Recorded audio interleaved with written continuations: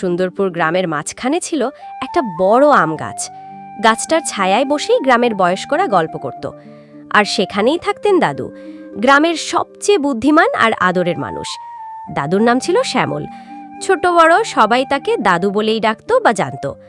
দাদুর একমাত্র নাতি ছিল আদি, বয়স মাত্র 12 হবে। দুষ্টু, কিন্তু খুব কৌতূহলী। প্রতিদিন সে দাদুর কাছে বসে নতুন নতুন গল্প শুনত আর নানা প্রশ্ন করত দাদুকে। আর সে প্রশ্নের উত্তরও দিত দাদু, কারণ আদরের নাতি বলে কথা। একদিন দাদুকে জিজ্ঞেস করল, দাদু, তুমি তো অনেক বুদ্ধিমান। তুমি যদি না থাকো তাহলে আমাদের গ্রাম কিভাবে চলবে? গ্রাম চলবে ভালো মনের মানুষ আর সৎ কাজের উপর ভর করে, বুদ্ধির গরিমাতে নয় দাদু ভাই।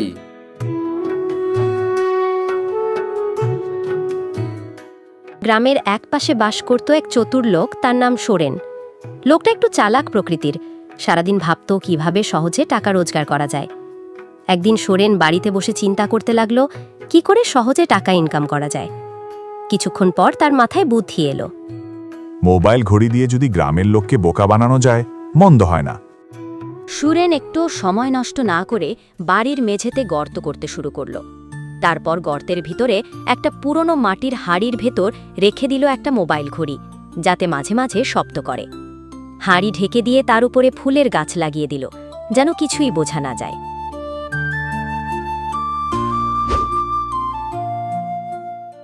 শুনুন শুনুন, আমি এক জাদুর মাটির ঘড়ি পেয়েছি। এই ঘড়ি ভবিষ্যৎ বলে দিতে পারে। সবাই দেখতে এসো আমার বাড়িতে। লোকেরা অবাক হয়ে সরেনের বাড়িতে ছুটল জাদুর মাটির ঘড়ি দেখবে বলে। ঘড়ি, বলতো আজ বিকেলে বৃষ্টি হবার সম্ভাবনা আছে? মোবাইল ঘড়ি তখনই টিং টিং শব্দ করলো। সবাই হাঁ করে তাকিয়ে থাকলো সরেনের দিকে। সন্ধ্যের দিকে হঠাৎ আকাশ কালো হয়ে এলো, বৃষ্টিও নামলো জোরে। লোকেরা বিশ্বাস করে ফেলল এই ঘড়ি সত্যি জাদুর।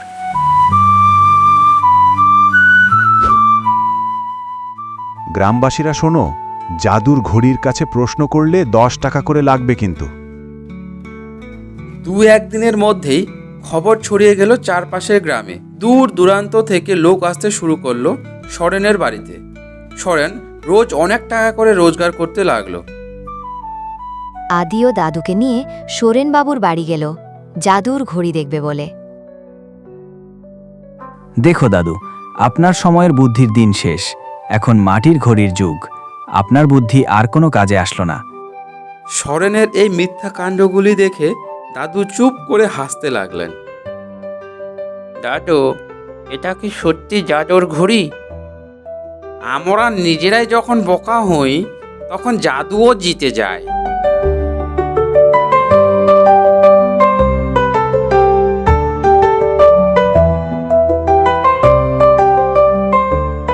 পরদিন সকালে দাদু বাজার থেকে একটা পুরনো কাঁসার থালা আর একটা মুরগি কিনে আনলেন। দাদু বাড়ির উঠোনে কাঁসার থালা রেখে দিলেন আর ঘরের ভিতরে মুরগিটি বেঁধে দিলেন। এই হলো সত্য বলার থালা।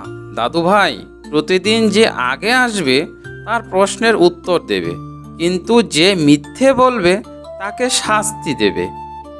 গ্রামের লোকেরা আবার ভিড় করলো দাদুর বাড়িতে। তাদের সঙ্গে সঙ্গে সরেনও এলো কাঁসার থালা দেখবে বলে। দাদুর এই বুড়ো মাথা কিছু করতে পারবে না।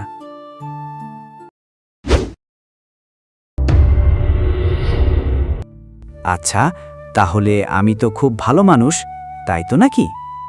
হঠাৎ ঘর থেকে মোরগ ডেকে উঠল, কুকুরুকু। দেখলে সরেন, সত্য বলা থালা বলছে তুমি মিথ্যে বলছো। দাদুর কথা শুনে গ্রামের সবাই হাসতে শুরু করলো।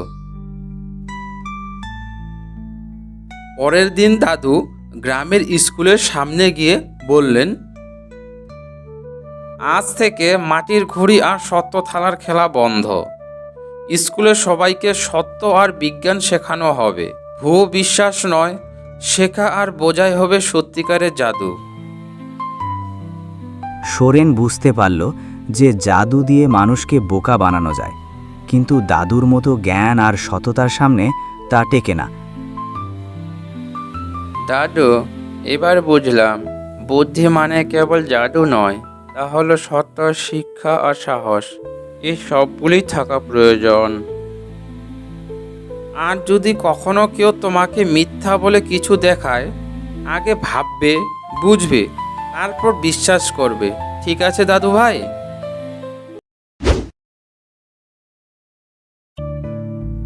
গ্রামের লোকেরা দাদুর প্রতি আবারও শ্রদ্ধায় নত হলো। আর সেই দিন থেকে সুন্দরপুরে আর কখনো কেউ মিথ্যা দিয়ে ব্যবসা করতে পারেনি, কারণ দাদুর ভয়ে। হাই, আমি তোমাদের বন্ধু টুকি টোকা স্টোরি থেকে বলছি। ভিডিওটি কেমন লেগেছে? যদি মজার লাগে তাহলে একটা লাইক দাও, সাবস্ক্রাইব করো আর তোমাদের বন্ধুদের সঙ্গে শেয়ার করো। আর যদি কোথাও কিছু ভুল করে থাকি তাহলে কমেন্টে জানাতে ভুলবেন না।